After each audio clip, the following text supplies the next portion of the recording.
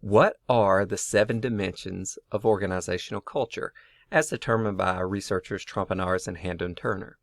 Well, of the 7 dimensions, the first one is universalism versus particularism.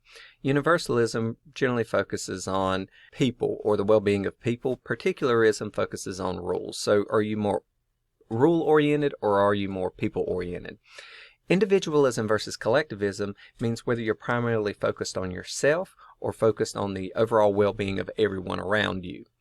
Neutral versus emotional is a sliding scale of the extent to which you introduce personal emotions into the culture, particularly as it comes to addressing decisions.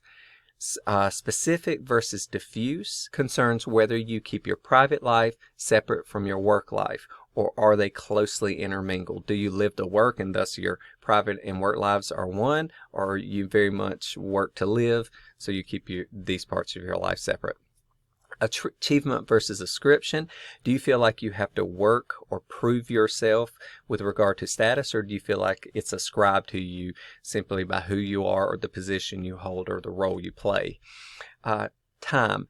How do you look at time in terms of, is it sequential, or do you look at it as more circular or lots of things happening at one time? So sequential versus synchronic. And then internal versus external control. Do you believe you have a great deal of control over what happens to you internally, or do things more happen to you, or they're predestined or predetermined at the far end of the spectrum?